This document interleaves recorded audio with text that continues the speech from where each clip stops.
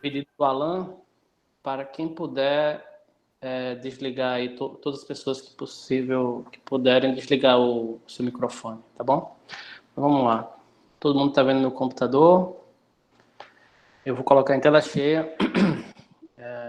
Eu vou começar aqui. Muito bem. Vou falar sobre o índice de estabilidade de superfícies de curvatura média constante, inclusive zero, tá bom? Vou falar de 2 trabalhos que eu fiz em coautoria com o Darlan de Oliveira, que é da Universidade Estadual de Feira de Santana e está assistindo essa palestra.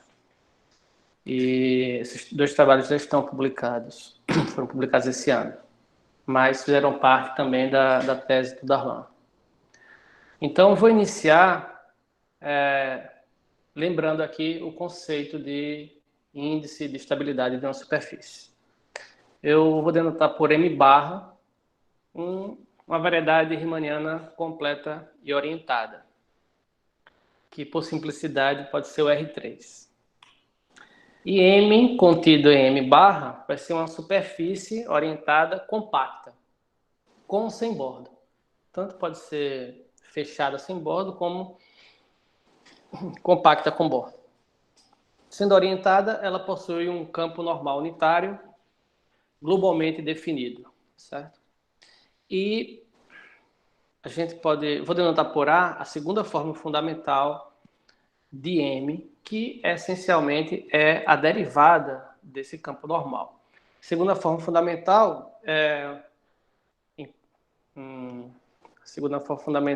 um operador linear autoadjunto em cada plano tangente, ou hiperplano, que mede a geometria da superfície, porque ele é a derivada do normal, é quanto o normal varia. Então, toda a informação da geometria extrínseca da superfície está nesse operadorzinho A, segunda forma fundamental. Muito bem. Então, nesse cenário, se você agora faz uma variação da sua superfície, podemos supor que a variação é normal, porque as variações tangentes podem ser, só são reparametrizações de superfície. Então, supondo que a variação é normal, dessa forma aqui, um múltiplo do normal, se você faz a derivada nessa direção, ou seja, esse campo normal, campo X aí, ele define um fluxo da sua superfície. Então, a derivada desse fluxo no tempo zero, esse fluxo gera uma variação, perdão, tá certo? E você olha agora para as áreas dessas superfícies, isso define um funcional, que vai depender agora do tempo do fluxo, que no zero você está sobre a superfície. Então, se você olha para a área dessas superfícies, definida pelo fluxo de x, a derivada no zero, ou seja, a derivada do funcional área é dada por essa integral aqui, que envolve a curvatura média, que é o traço da segunda forma fundamental, essencialmente. Muito bem. Essa identidade, né, chamada fórmula da primeira variação, ela é muito importante e ela diz uma coisa fundamental na nossa teoria, que é o seguinte: se para toda variação a derivada é zero, ou seja, se essa integral é zero para toda U, necessariamente a curvatura média é zero, tá certo? Então essa é a caracterização variacional das superfícies mínimas, que é essa primeira linha. Agora, se a sua superfície, a derivada é zero para todas as variações, então que a integral de U é zero, então você conclui isso é equivalente à curvatura média ser constante, tá? Do ponto de vista geométrico, essa condição significa que a variação preserva o volume, tá bom? No caso compacto, isso é mais fácil de ver. Muito bem. Então, superfícies mínimas ou superfícies de curvatura média constante I, ambas são caracterizadas como variacionalmente como pontos críticos de um funcional área. O que muda é o espaço onde você está derivando, essencialmente, tá bom? Então, a gente pode supor que as variações são de classe C infinita. Então, no fundo, aqui estão todas as variações, no caso mínimo, e no caso de curvatura média constante, só as variações de média zero, que eu vou chamar esse espaço aqui, é um subespaço desse, eu vou chamar de F, tá bom? O que acontece é que, quando você está sobre um ponto crítico, ou seja, tanto superfície mínima ou superfície de curvatura média constante, a derivada segunda do funcional área é dada por essa forma quadrática aqui, Q, tá? Em termos da função U, da qual você está usando para fazer a sua variação. Então, nessa igualdade, isso aqui é a derivada segunda do funcional área, aparece aqui a norma da segunda forma fundamental da superfície, mas aparece também um termo que é a curvatura do ambiente, tá? Curvatura de Hit do ambiente na direção do vetor normal. E a norma do gradiente de U ao quadrado. Bom, é fácil ver, integrando por partes, que esse funcional ele é dado, se escreve dessa forma daqui, integral de U, J de U, onde J é o operador de Jacob, tá bom? Sinalzinho menos. Então, se a sua superfície ela é mínima, o índice de estabilidade é definido como a dimensão máxima dos subespaços de C infinito zero, onde essa forma quadrática é negativa definida, tá certo? E vamos notar isso por I de M. Eu vou explicar melhor. A gente pode ver isso também como um problema de autovalores. Lembre que eu estou na variedade compacta. Então, o operador J, que eu mostrei há pouco, ele admite um espectro formado por autovalores, um espectro discreto, uma sequência de autovalores.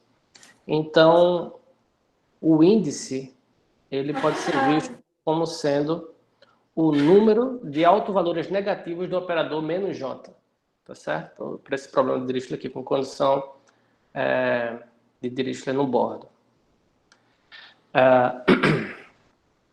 Contados com sua multiplicidade. Se você está no caso de curvatura média constante, eu estou colocando aqui superfície, mas pode ser em qualquer dimensão, tá? Se nós estamos no caso de curvatura média constante, definimos o índice da mesma forma, só que agora considerando o espaço F. Ou seja, olha, a derivada segunda é dada pelo mesmo, em ambos os casos, pela mesma forma quadrática Q, e agora o índice é definido como sendo a dimensão do maior subespaço de F, onde Q é negativa definida, certo? Lembre que F é o espaço, digamos assim, das variações admissíveis para superfícies de curvatura média constante. E eu vou denotar por IN de W, porque às vezes essa noção de índice é chamada de estabilidade fraca, porque poderíamos também considerar a superfície de curvatura média constante e as variações arbitrárias, certo? Mas do ponto de vista geométrico, o índice que faz sentido é esse índice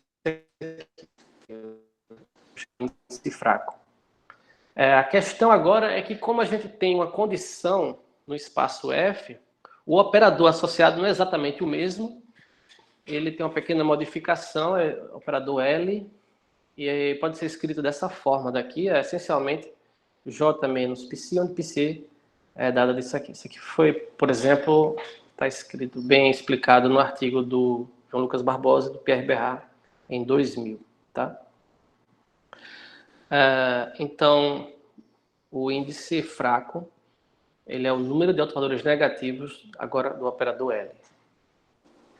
Em ambos os casos, esse índice, que é um número natural, ele indica o número de direções LI para as quais as variações elas diminuem a área, tá? Imagina a sua superfície no espaço, um pedaço dela, por exemplo, que tem índice 1. Então, existe uma função nesse pedaço que vale 0 no bordo, e se você deformar na direção normal vezes essa função, a área vai diminuir.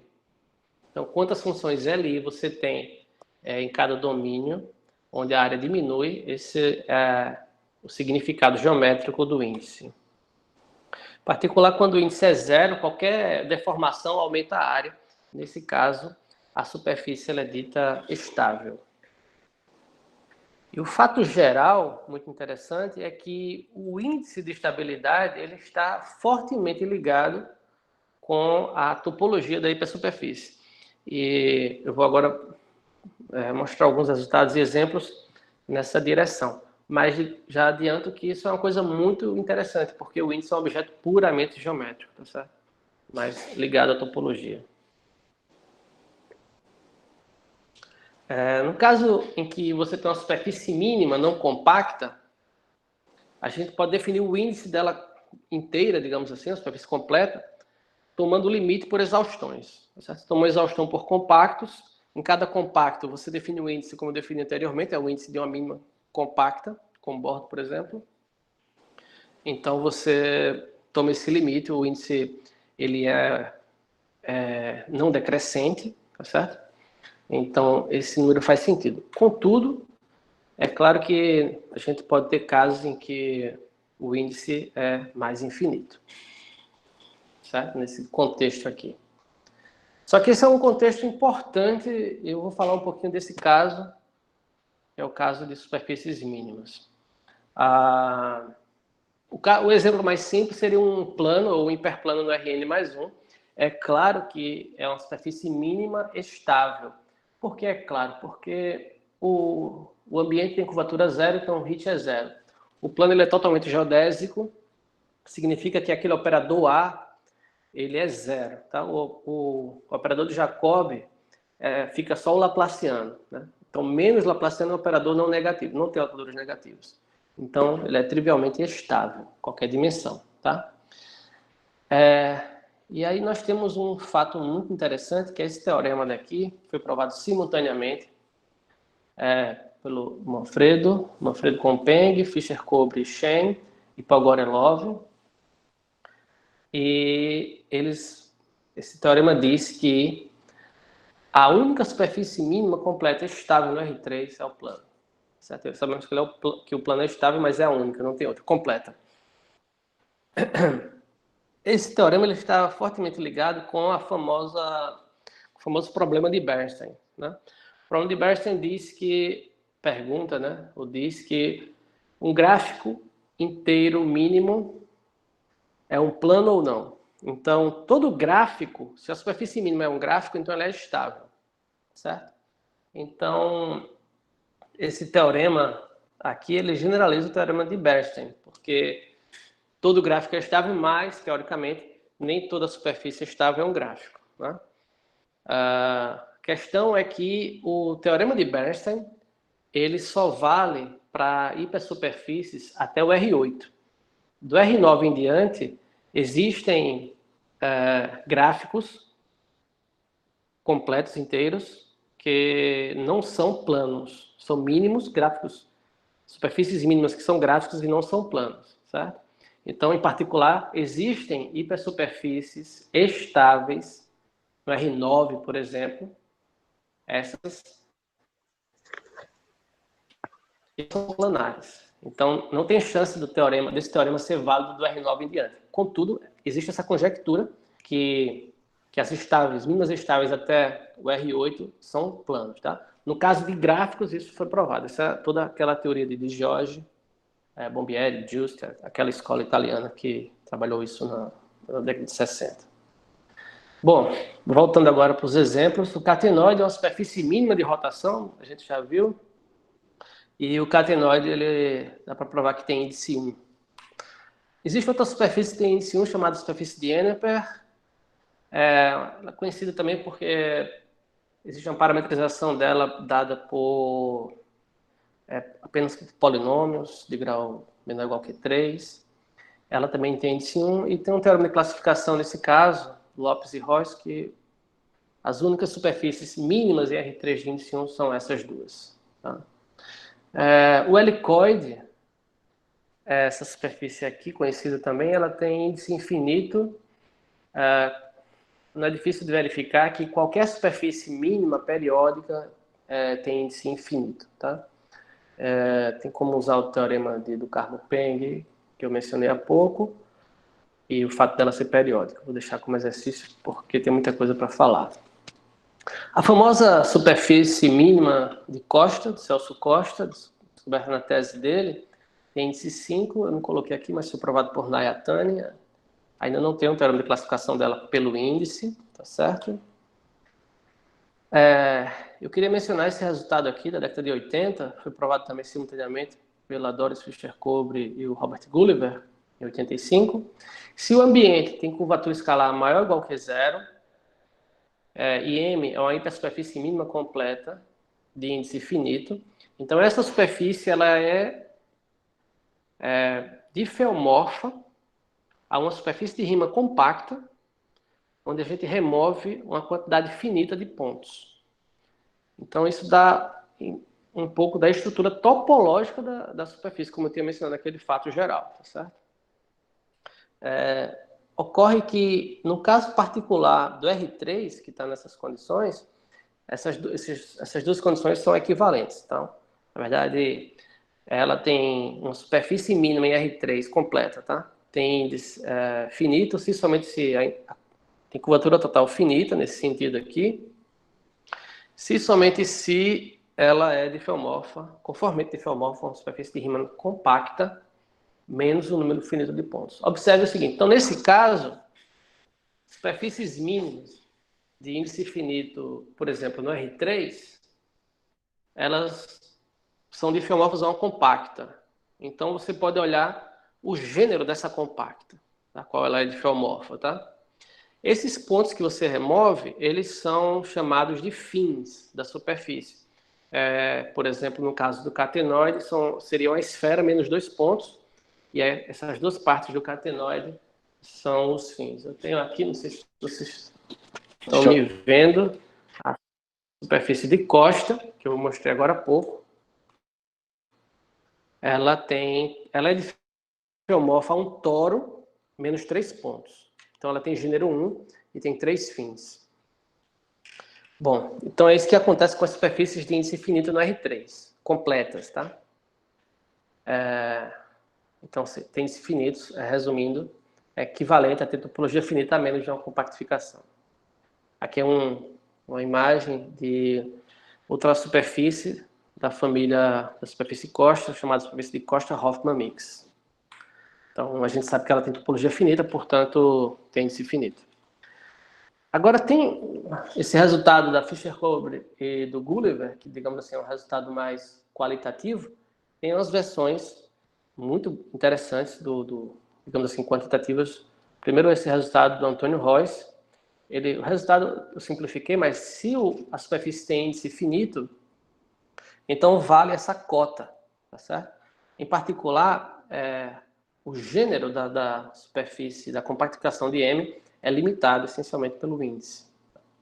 No mesmo ano, Grigorian, Netrusov e Yao, eles mostraram também uma cota para o número de fins da superfície, daqueles pontos que você retira da compactificação.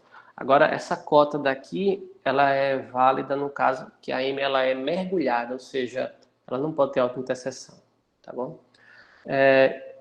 Existe um resultado recente e excelente aqui do Orishodoshi, do Davi Máximo, onde eles conseguiram recentemente essa cota do índice, tanto em termos do gênero como do número de fins, certo? Ou seja, se o índice é finito, ela é difeomorfa a uma compacta, menos o número finito de pontos, que corresponde aos fins, seria esse K. Essa compacta tem um gênero, eles provaram essa cota, e mais recentemente eles melhoraram essa cota, que é esse segundo resultado aqui, e como consequência, eles provaram esse teorema, que era uma conjectura, que não existem superfícies mínimas completas em R3 com índice 2. Esse tipo de pergunta também pode ser generalizado. Eu agora vou mencionar resultados de outros espaços, vou restringir um pouco aqui em dimensão 3, mas eu queria dizer que existem alguns resultados também em dimensão mais alta. Peter Lee, Jaap Wang, um resultado recente do Shao Li, tem uma teoria muito grande, tá? Bom, mas eu vou me restringir um pouco agora a superfícies em variedades de dimensão 3. Queria mencionar esse resultado importante aqui do Carmo e da Silveira. Esse resultado aqui seria uma versão do teorema de Fischer-Kobre e Gulliver, no caso de superfícies de curvatura média constante, no espaço hiperbólico H3, com curvatura média 1, certo? Bom, Então, essa superfície ela tem um índice finito, no sentido que eu mencionei, se somente se tem curvatura total finita. E queria mencionar também um resultado que eu fiz com o Pierre Berrat e o Felipe Castillon um tempo atrás, onde nós provamos uma direção para superfícies mínimas no espaço H2 vezes R, certo? Tem um argumento que mostra que a gente não pode esperar um resultado desse, a recíproca desse resultado, pelo menos no caso mínimo. Mas se espera, eu devia ter colocado aqui uma conjectura, um resultado desse para superfícies em H2 vezes R com curvatura média 1,5. Tá? É natural que a gente tenha um resultado como o do Carmo da Silveira para superfícies em H2 vezes R com H igual ao meio. H igual ao meio é a curvatura média crítica para esse ambiente, H2 vezes R. Na esfera tem esse resultado muito interessante aqui do Francisco Urbano, importantíssimo esse resultado. E, a esfera, o equador do S3 é uma superfície mínima totalmente geodésica e não é difícil ver que tem índice 1. Se você tira o equador, ou seja, ela não é totalmente geodésica, o índice pula para 5. E se for 5, é o Toro de Clifford. Esse resultado, eu queria mencionar, não coloquei aqui nos slides, mas esse resultado ele tem uma importância grande na demonstração da conjectura de Willmore, do Fernando Kodai e do André Neves. Em dimensão alta, tem o resultado do Ahmad El-Sufi, para superfícies mínimas e para superfícies mínimas na esfera SN mais 1. Então, se ela não for totalmente geodésica, o índice pula para N mais 3. E ainda é uma conjectura, o Toro de Clifford tem índice N mais 3 e a conjectura é que seria a única superfície com gênero N mais 3 está em aberto. Tá? Existem versões desses resultados com curvatura média constante, que eu vou mencionar agora. Esse resultado aqui do Aldir Brasil, do Oscar Perdomo, 2012. No caso que você tem dentro da esfera, as esferas de curvatura média constante, elas são totalmente umbílicas. Então, se ela não é totalmente umbílica, o índice, eles mostraram que o índice fraco, o índice que faz sentido nesse caso, curvatura média constante, ele pula para N mais 1, tá? A questão é que N mais 1 não é o ótimo.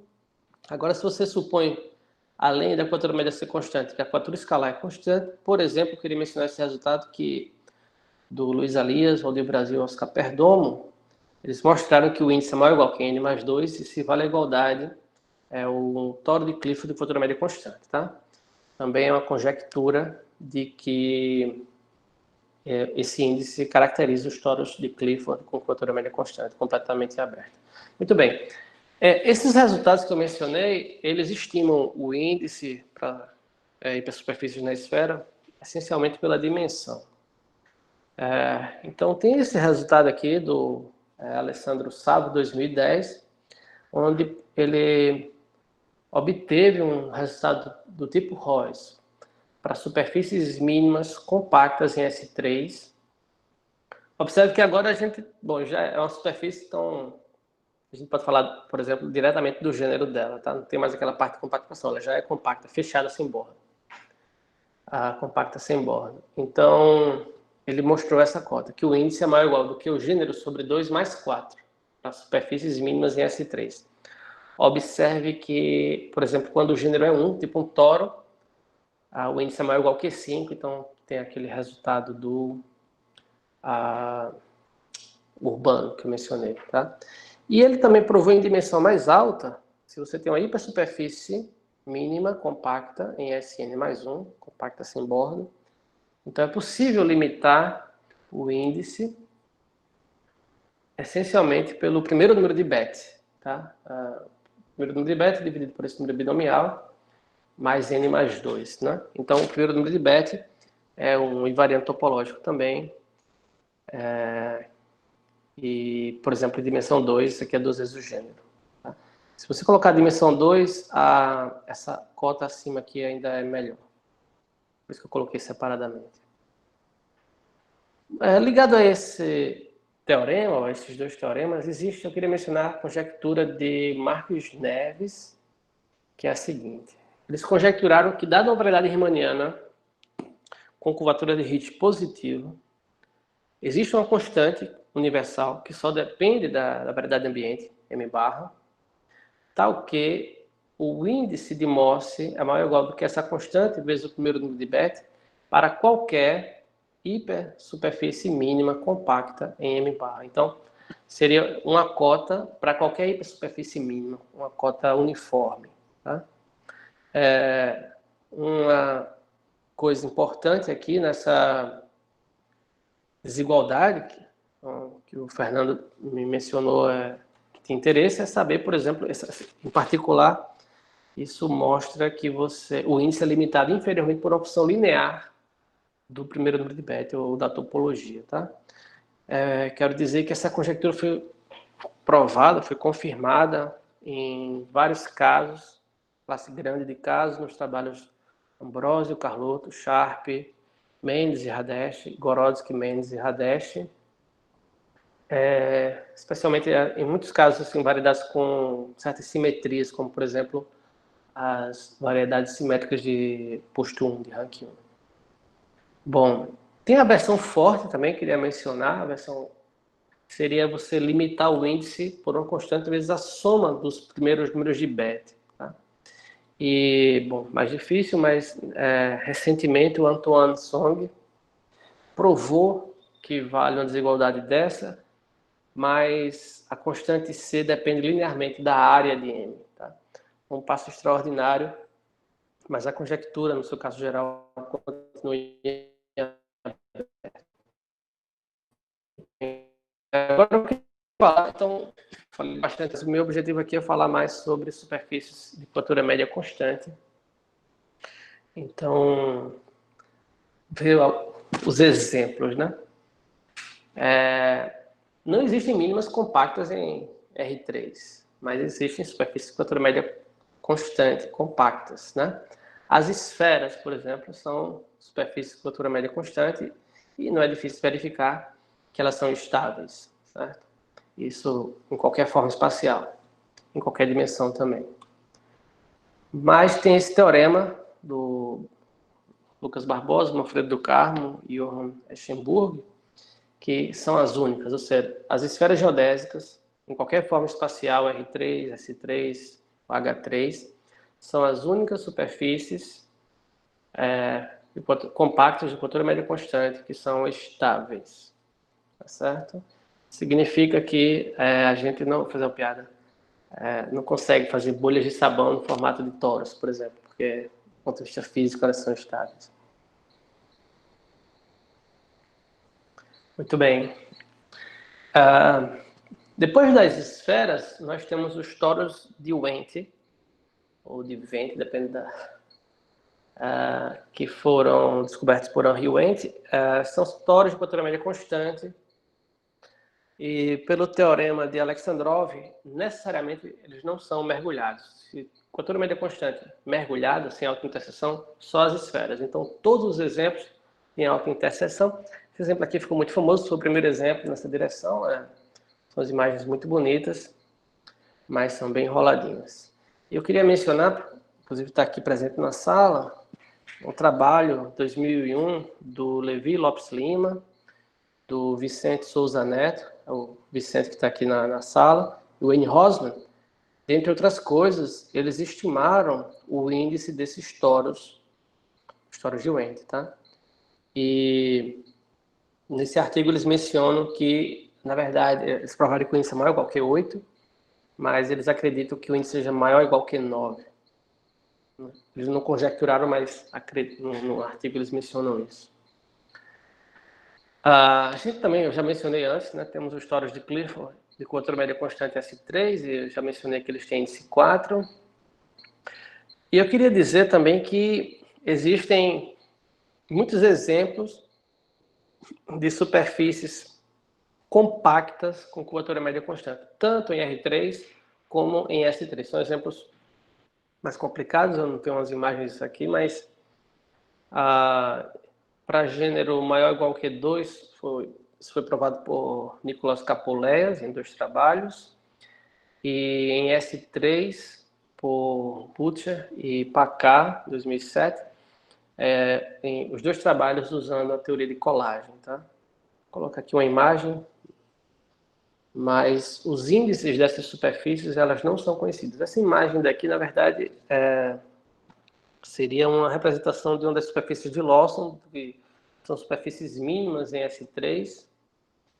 Para qualquer gênero, o Lawson construiu superfícies mínimas em S3, e recentemente o Capoleias calculou o índice de uma família delas. Muito bem, e aqui está fui rápido aqui, mas para essas superfícies, as superfícies construídas por Capoleias e as superfícies construídas por Butcher e Packard, das quais os índices não são conhecidos, o primeiro resultado que eu fiz com o Darlan é um resultado para estimar o índice dessas superfícies. Tá? Então, para qualquer gênero, existem superfícies de curvatura média constante em R3 e em S3, e o nosso primeiro resultado é o seguinte. Para essas superfícies, em R3, o índice fraco é maior ou igual que o gênero da superfície sobre 3. Em S3, o resultado é que o índice é maior ou igual que o gênero sobre 4. Tá? Então, seria uma versão, uma estimativa do índice pela topologia, tá certo? Como mencionado nos trabalhos anteriores e buscado aí, no caso geral, na conjectura de Marques Neves, mas que com esses resultados a gente pode afirmar, por exemplo, já que existem superfícies com gênero arbitrário, também existem superfícies de curvatura média constante com índice arbitrariamente grande, tá certo? Muito bem. E agora, estou sendo muito rápido, mas eu quero mencionar um pouco da prova desses teoremas, tá? Eu vou tentar fazer a prova no caso de superfícies em S3, parecido com o caso em R3, tá certo? O que acontece? Então, vou fazer agora um sketch da demonstração. Vamos supor que eu tenho uma superfície em S3. Então, o que a gente faz? Você olha o S3 como sendo a esfera do R4. Eu vou denotar por E1 barra, E2 barra, E3 barra, E4 barra, a base canônica do R4, ou seja, um campo de vetores paralelos em R4. Tá? Então, eu tenho uma superfície na esfera e a esfera em R4, campos em R4. Eu posso projetar esses campos sobre a superfície. Seriam esses campos EI aqui, tá? Para cada índice desses. Então, N é o campo vetor normal, a superfície M em S3, e nu é o campo normal de S3 em R4, que eu vou considerar menos vetor posição. Então, eu estou colocando um C aqui. De fato, a gente faz a demonstração simultânea nos 2 casos. Esse C no R3 seria 0. Tá? Então, você teria uma superfície em R3, você não precisa colocar em R4.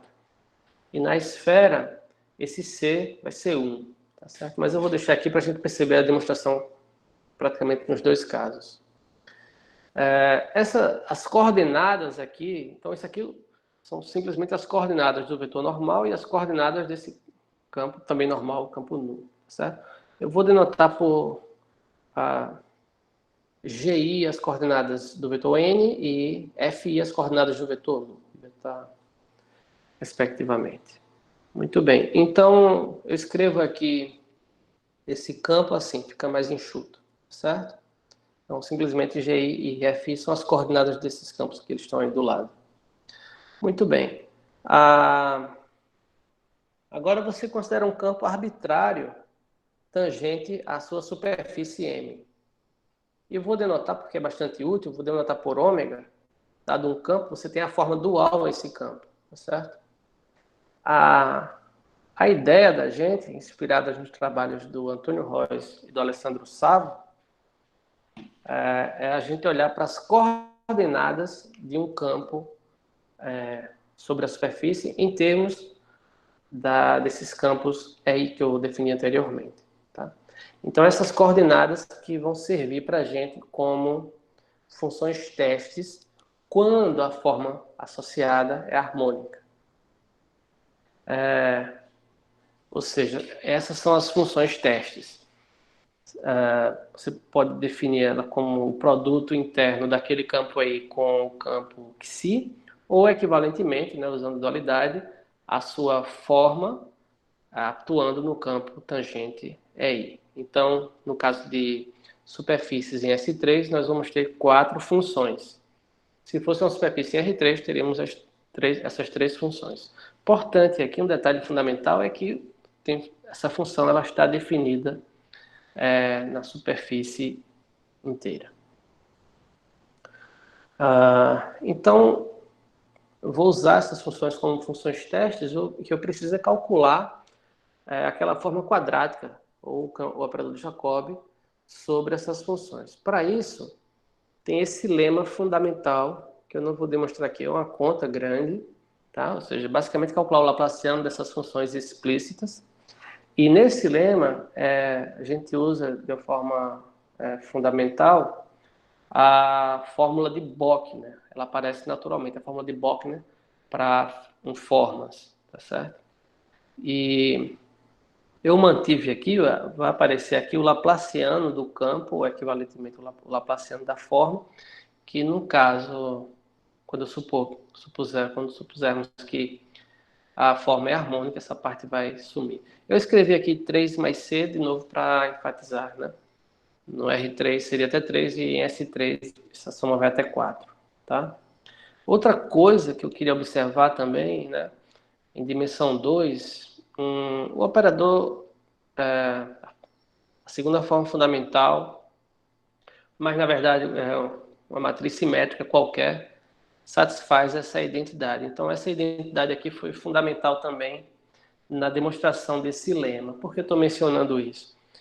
Porque a gente espera que uma estimativa do índice para a hipersuperfície funcione em dimensão alta, em Sn mais 1. Mas a gente encontrou tem algumas dificuldades para verificar isso, e uma delas é essa identidade, por exemplo. Lá na frente eu vou mostrar outro passo, onde a dimensão 2 foi fundamental no nosso trabalho. Ok, então só novamente aqui enfatizar, esse último termo aqui, quando eu supor que a forma é harmônica, ele vai sumir, tá bom? Coloquei de vermelho aqui, lá na frente ele não vai aparecer mais, vão aparecer só esses 4 primeiros termos. Ok, uma observação é que se a forma é harmônica, a forma dual, né, dado pelo operador estrela de Rod, também é harmônica. Então você tem uma nova forma harmônica na superfície, e a gente pode olhar para as funções testes que correspondem a essa nova forma harmônica, vou chamar de W e barra, definidas, né, como antes. E uma coisa fundamental no nosso trabalho é que o fato delas serem formas harmônicas nos garantem que essas funções elas moram naquele espaço F, ou seja, elas têm a integral delas igual a zero, então elas podem ser usadas na forma quadrática para testar o índice fraco. Essa observação aqui ela é crucial. Então, agora para concluir um pouco aí, convergir para o final da demonstração, o operador L, no caso CMC, ele admite uma sequência de autovalores, tá certo? Ele admite sequência divergente de autovalores. E a gente quer saber quantos desses são negativos, certo? A quantidade de autovalores negativos vai estimar o índice. Muito bem, a observação aqui fundamental é a seguinte. Bom, fixe uma base no espaço L2 de autofunções desse operador. Tá? E aí eu vou denotar por LK o espaço ortogonal às primeiras K autofunções. Esse espaço ele aparece naturalmente quando você quer, por exemplo, caracterizar no caso aqui, o késimo mais 1 autovalor. Não é isso? A caracterização min-max nos diz isso. Por exemplo, no caso do késimo autovalor, ele é menor ou igual do que esse quociente se as funções moram nesse espaço daqui. Tá certo? Bom, Então, a ideia aqui é a seguinte. A ideia é saber quando aquelas funções W e I moram num espaço desse aqui, no LK-1. Quando ela tiver, a primeira coisa que a gente vai fazer é testá-las. Aqui depois ver se isso é negativo, que vai ser. Muito bem. Então, para estimar o que eu acabei de falar, o késimo autovalor, nós queremos formas harmônicas, tais que as funções correspondentes, construídas usando essa forma, que eram as funções WI e WI barra, pertençam ao espaço LK-1, tá? Só para ficar compatível aqui com a minha notação. Para algum K natural, e o I variando de 1 até 4, no caso de S3. Observe o seguinte, que isso é equivalente a gente procurar a forma harmônica que mora nesses, tais que essas funções moram nesses espaços. Isso é equivalente a gente achar uma forma harmônica, ou um campo, equivalentemente, que satisfaz esse sistema daqui, tá? Quando você faz o I e o K variarem, nós temos aqui um sistema com 8, né? 2 vezes aqui, 4 aqui, 4 aqui, K menos 1 equações na variável Xi, por exemplo, certo? Então, uma observação elementar é que a gente vai encontrar uma forma não nula sempre que a quantidade de variáveis for maior que a quantidade de equações, né? Uma observação elementar. Então, só que a dimensão do espaço das variáveis eu estou olhando as minhas variáveis moram no espaço das formas harmônicas, esse H1 aqui. Esse espaço, pelo teorema de Derram, a dimensão dele é justamente um invariante topológico, é 2 vezes o gênero da superfície. Esse aqui é um ponto importante na demonstração. Então, a condição para que a gente encontre as funções testes no espaço adequado é que a dimensão do espaço das formas harmônicas seja maior do que, nesse caso, 8K menos 1. Certo? Essa é o link aqui, o primeiro link entre a topologia e aí esse índice dos autovalores, que daqui a pouco vai ser o índice da superfície. Então, ou seja, nesse caso a gente vai ter uma solução, tá certo? Tendo uma forma harmônica não nula, a gente pode usá-la para testar naquela caracterização dos autovalores, né? Min-max. É isso que eu vou escrever agora. Ou seja, se eu estou nessa condição, se 2G é maior do que 8K menos 1, eu acho uma forma harmônica não nula e, portanto, as funções WI e WI barra nesse espaço LK-1 e pela caracterização variacional do késimo autovalor, nós vamos ter essa desigualdade aqui, que é essencialmente a que estava lá anteriormente. A questão é que o operador de Jacobi, ele é o laplaciano mais a segunda forma fundamental, mais a curvatura do espaço, que nesse caso é 2, certo? Então a gente escreve assim. Coloquei 2C novamente, porque no caso de superfícies em R3, essa última parcela ela não aparece. Muito bem, só que no lema lá anterior, nós calculamos o laplaciano dessas funções, WI, né? De forma que nós obtemos essa estimativa. Observe que agora só apareceram aquelas 4 primeiras integrais, ou parcelas, né? Aqui eu estou sobre a integral, lá tinha só o laplaciano. Então, sobre as integrais, nós temos essas 4 parcelas, a última parcela some, porque estamos supondo que a forma é harmônica. Muito bem. Vou repetir aqui esse slide, só repetir a desigualdade. Que a gente faz agora é o seguinte. Lembrem que essas funções aqui, GI e FI, são nada mais nada menos do que as coordenadas dos campos normais, N e nu, tá bom? E WI são as coordenadas dos campos EI, tangentes. Se a gente somar isso aqui em I, eu vou ter o produto interno do vetor normal com o vetor tangente, que é 0. E aqui o vetor nu com o vetor tangente também é 0. Eu estou apontando com o dedo. Tá certo? Então, essa aqui é a ideia. Agora é somar.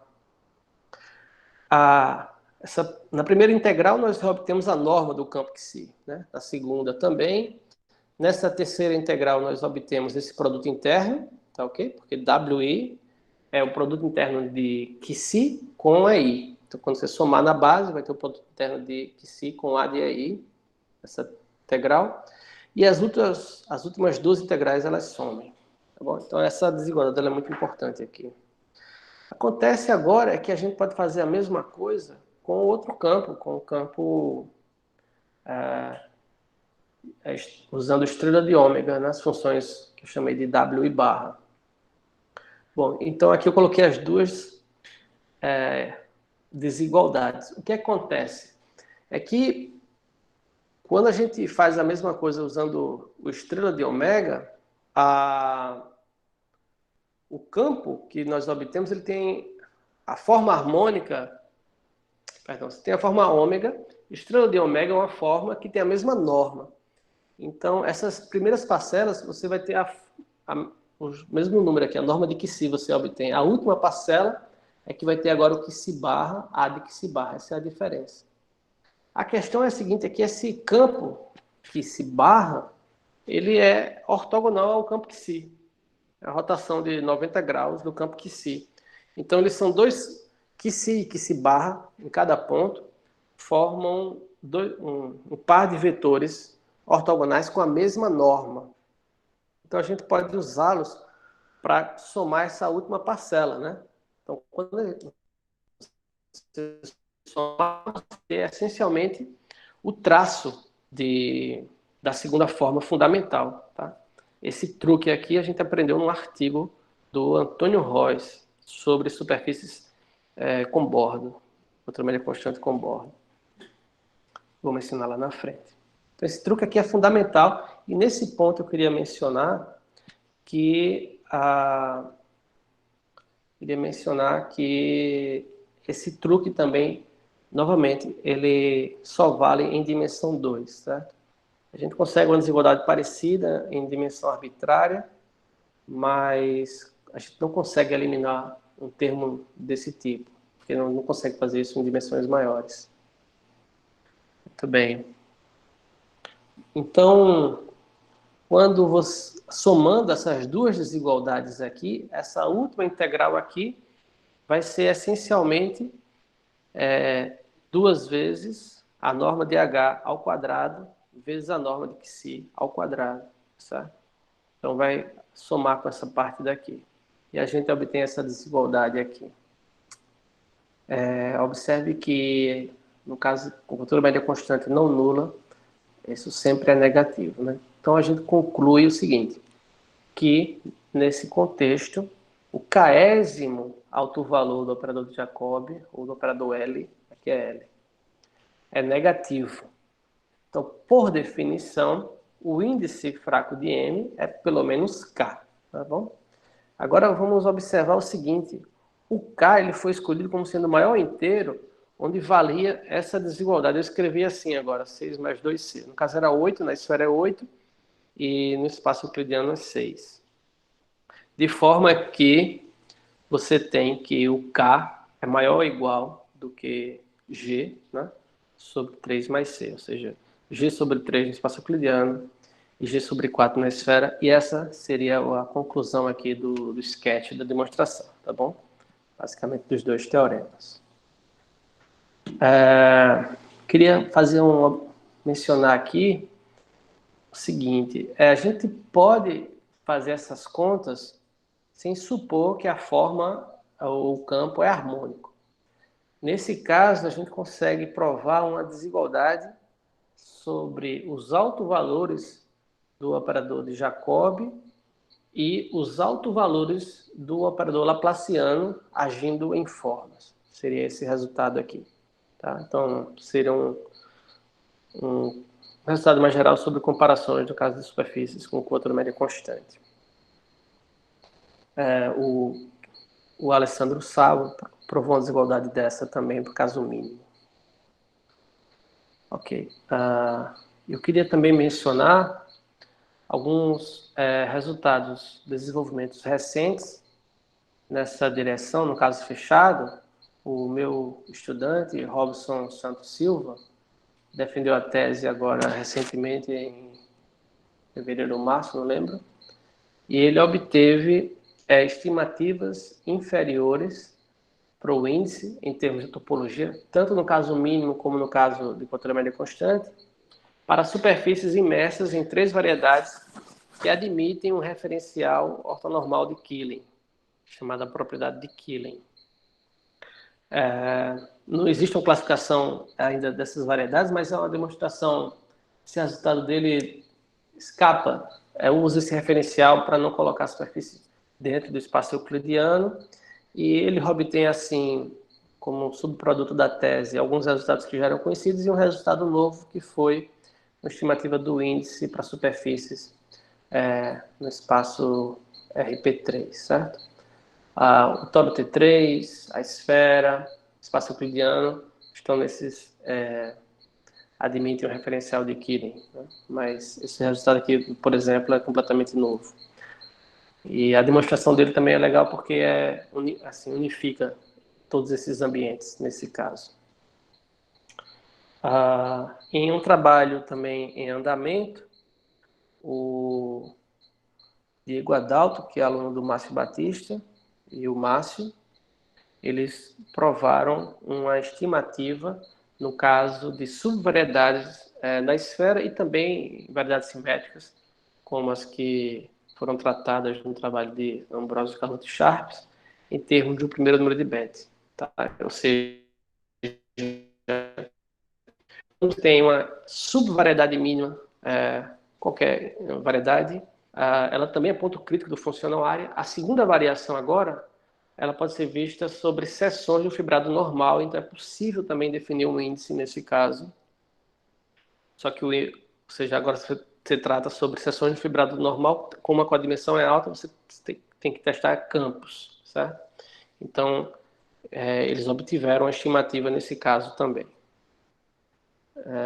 O Diego, ele é aluno de doutorado aqui na UFAL. Bom, agora eu queria falar brevemente, já vai 50 minutos de palestra, né? Tentar ser breve, algumas palavras sobre o caso Freebound, de bordo livre, tá? O que acontece é o seguinte, se você tem um domínio no R3 e uma superfície dentro desse domínio, cujo interior está no interior e o bordo está no bordo, nós sabemos que ela tem curvatura média constante e bordo livre, se somente se ela é ponto crítico do funcional área para as variações que deixam o bordo variar no bordo, certo? Então essa é a caracterização variacional dessas superfícies. Tá aí. Então você tem tanto o caso mínimo como o caso CMC, tá? E o fato de você deixar o bordo variar no bordo, nos pontos críticos você verifica que a interseção é ortogonal ao longo do bordo. Aqui eu coloquei 2 exemplos, no caso CMC, que essas figuras estão no outro artigo que eu escrevi com o Ezequiel e o Edno.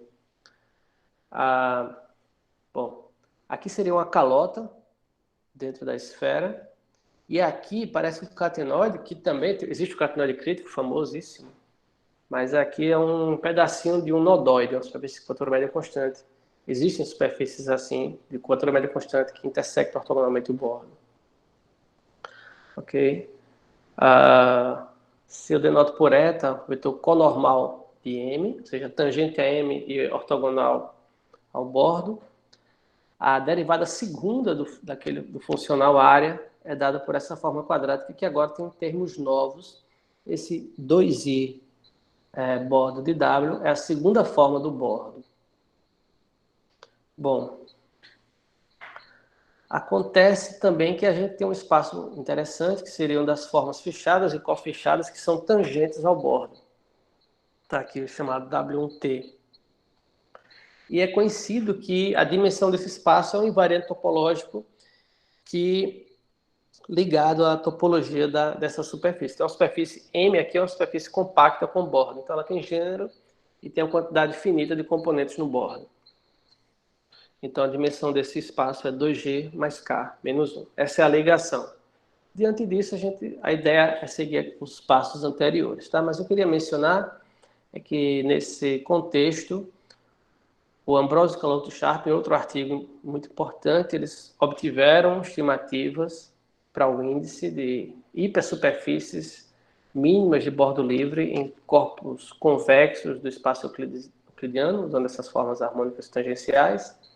No caso de superfícies em domínios do R3, basta que o bordo seja min-convexo, em dimensão mais alta tem que ser estritamente min-convexo. Min-convexo significa que a equatura média dele é maior ou igual que zero. Estritamente min-convexo significa que a equatura média do bordo é estritamente positiva. Mas são noções relativamente fracas de convexidade. Tá? Queria mencionar também que a Pan-Sargent tem um resultado também relacionado. Outra coisa que é importante é o seguinte: usando essas formas aqui no espaço W1T, a gente pode construir as funções WI, que eu mencionei anteriormente, da mesma forma, as coordenadas do campo QC, e o fato delas serem harmônicas e tangentes ao bordo garante que elas têm média zero, então elas servem para a gente, são funções admissíveis para testar o índice de estabilidade, certo? Por outro lado, no nosso truque de fazer a rotação, acontece que essas funções, a W e barra, elas não têm mais média zero. Mas aí, então, o que a gente fez foi impor mais esse conjunto de equações no nosso sistema, tá certo? Ou seja, isso aqui continua sendo uma equação linear em QC, no caso, 3 equações, e o que a gente fez foi incluir a mais e ver como é que isso influenciaria nas contas, tá? E, infelizmente, coloquei um enunciado meio longo, mas a ideia aqui foi, a gente já tem todos os ingredientes, seguindo os mesmos passos, nós provamos o seguinte resultado, sabe? O enunciado está imenso, mas eu vou resumir aqui. Bom, o domínio que a gente tem, o domínio no R3, o bordo ele pode ser formado por uniões de superfícies. Por exemplo, um cubo, certo? Cada superfície tem que ter equatura média maior ou igual que zero. Isso é fracamente min-convexo. As superfícies elas podem estar dentro dessa região, mas não podem intersectar as quinas. Muito bem. Sobre essas condições, intersectam, tem equatura média constante, intersectam um bordo ortogonalmente, e a gente prova a desigualdade entre os autovalores, como mencionei anteriormente, que a gente fez no caso fechado, e, o que é mais importante, é a estimativa do índice em termos do gênero da superfície e do número de componentes, que é essa estimativa aqui. Isso para domínios no R3. O que é interessante é que, se você supõe que a superfície ela é estável, ou seja, se aqui é zero, você encontra só algumas opções para G e para K. Lembre-se que são inteiros, não negativos. Tá? Só que esse resultado, no caso estável, tinha sido provado por Antônio Royce em 2008. E o nosso resultado, ele realmente confirma o resultado do Antônio Royce quando o índice é zero. Ou seja, só existem essas duas possibilidades. Ou o gênero é zero, e você tem até 4 componentes no bordo, ou o gênero é 1, e você tem uma ou duas componentes no bordo. Só que a gente consegue fazer a mesma coisa em domínios convexos do R3, certo? Eu vou ser breve aqui, é o mesmo resultado. Muda um pouco a estimativa, naturalmente, e novamente, no caso estável, nós temos, ou seja, você tem um domínio convexo em S3, uma superfície com altura média constante que intersecta o bordo ortogonalmente. Se ela for estável, só tem essas possibilidades para o gênero e para os índices. Tá bom? Muito bem. Desculpa a demora, era isso que eu queria falar. Obrigado. Vou sair daqui. Tá todo mundo aí ainda? Obrigado, Marcos. Show. Obrigado, Marcos. Valeu. E nós abrimos o espaço aí para que alguém queira fazer alguma pergunta. Pode se manifestar, abrir o seu microfone e perguntar. Bem, deixa eu parar de apresentar. Isso, beleza. Ótimo. Marcos, assim, para iniciar, Uhum. eu tenho dúvida nessa questão da dimensão alta. O que aconteceria? Porque, assim, um ponto crucial na sua demonstração foi a dimensão 2, né? Uhum. Você consegue, mesmo assim, alguma estimativa nesse caso, em dimensões altas? Sim, a gente tem uma estimativa, mas não para o índice, para os autovalores, mas como eu falei, a estimativa ela não é boa e ela não serve para estimar o índice. Tá? É um problema em aberto aí, a técnica não funciona em dimensão mais alta. Da mesma forma para com a dimensão alta também? Então, para codimensão alta, veja bem, o trabalho aí que eu mencionei do Diego e do Márcio Batista, as superfícies que são, ou seja, faz sentido, até onde eu entendo, só o caso mínimo mesmo, certo? Certo. Porque, ou seja, não teria que falar superfície com vetor curvatura média paralela, eu não conheço a noção de índice nesse caso, com a dimensão alta. Agora, como eu falei, o resultado deles ainda está em andamento, eles estão trabalhando, já tem alguns resultados nessa direção. Ok. Marco Antônio tem uma pergunta. Pode abrir seu microfone, Marco Antônio? Pode perguntar. Professor Velasquez. Isso. Boa tarde com todos. Boa Um tarde. abraço, Marcos Petrúcio. Obrigado. Uma pergunta, Marcos. Sim, Pela técnica, eu vi que você colocou um cecinho nas contas. exato. Eu estava pensando se isso pode ser considerado também no hiperbólico. Tem algum problema? Tem. Boa pergunta, Marco.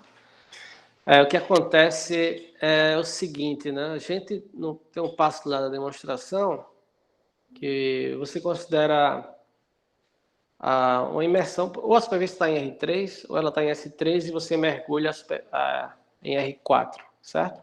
E Isso. a gente pega as coordenadas, ou seja, a base canônica, e projeta sobre a superfície, e aí você constrói aquelas funções WI, que são as coordenadas de um campo que se, certo? E lá nas tantas, lá no final da demonstração, o que a gente faz é somar, ou seja, para cada I você tem uma desigualdade e a gente soma essas desigualdades, certo? WI é o produto interno de um campo que se com o vetor é I, tá bom? Então, se você somar os quadrados, aí você tem a norma do campo ao quadrado. Essa conta estava Isso. lá, tá bom? Isso. Agora, no espaço hiperbólico, normalmente você mergulharia o espaço hiperbólico no espaço de Lorentz. Isso. E aí, essa soma não faz sentido. Você teria que somar 3 coordenadas e subtrair uma, tá bom? Entendi. Na métrica De Lorentz. de Lorentz. E o problema é que a gente só tem desigualdades. Então, na hora de somar, a última fica ao contrário. As contas funcionam direitinho, mas a gente não consegue fazer estimativa. Porque, tá claro, né? Só tem desigualdades Entendi. para um lado, na hora. Se eu fosse somar multiplicar por menos uma das desigualdades e somar, e não dá certo. Esse é o problema. Entendi, Marcos. Mas é um problema pertinente. no espaço hiperbólico, curvatura média, por exemplo, maior que 1, as compactas. Eu acredito que deva existir, mas a técnica, o problema da nossa técnica não funciona. Obrigado pela resposta. Obrigado pela pergunta. Muito bem. Mais alguma pergunta? Então, Marcos, gostaria de agradecer a você novamente aí. Obrigado, Viu, Alan. pela grande ajuda aí, pela bela palestra aí que você nos Obrigado. brindou aí nessa nossa estranha online. Certo? Um prazer Obrigado. aí, mais uma vez agradeço a Alan e agradeço a meus amigos aí da UFPB e todos os meus amigos aí, colegas que puderam assistir e participar. Isso. Um abraço a todos aí, se cuidem. Isso aí. Muito obrigado. Até mais, então. Abraço. Abraço. Tchau, tchau.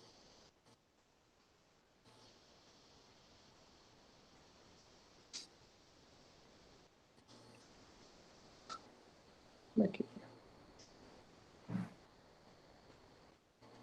Muito boa palestra, viu, Marcos? Aproveitar que você ainda está aí. Valeu, Álvaro. Achei estranho, queria ter aplaudido aqui, mas acho que ninguém ia entender aqui no prédio. O que esse louco tá batendo palma, né? Faltou essa parte aí, hein? Abrir para os aplausos aí. Ultimamente só se bate panela, né, Álvaro? Olha aí se bate, viu? Tem que ser um panelaço a favor, né? Um panelaço a favor. Obrigado, Heraldo. Mas abrindo com chave de ouro aí, viu? As apresentações online. Parabéns aí, Marcos. Muito bom. Obrigadão, viu? E avise aí agora, nas próximas aí, para a gente participar também. Não, vamos fazer agora semanalmente esse seminário. Parabéns, Marcos. Parabéns, Alan. Adorei. Obrigado, Valci. Obrigado, Valci. Oi, você. É um prazer que você participe aí conosco. Massa. Então tá, gente. Até mais. Valeu. Até mais. Tchau, tchau. Mais. Tchau, pessoal. Abraço. Tchau. Abraço. Parabéns, Alan. Parabéns pela iniciativa. Um abraço. Ótimo. Obrigado a vocês aí pelo apoio aí. Vamos conversando aí. Isso. Foi ótima a participação de vocês. Vamos incentivar mais encontros desta forma. Tchau, um abraço. Com certeza, vamos investir nisso. Isso aí.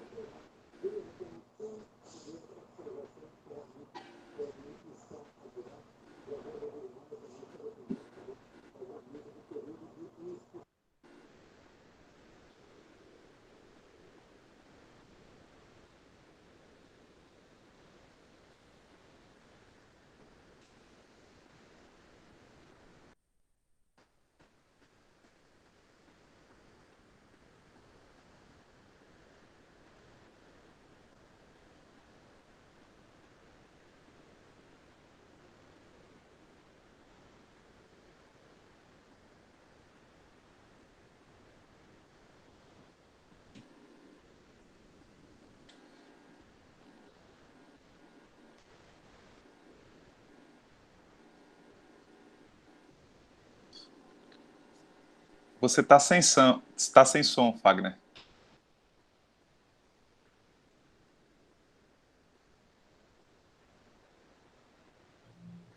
E eu falando com o Marcos aqui, obrigado, Marcos, ele foi embora. Você está sem som. Falei com o Valci também, eu estou vendo que ela está ali. Tudo bom, Valci?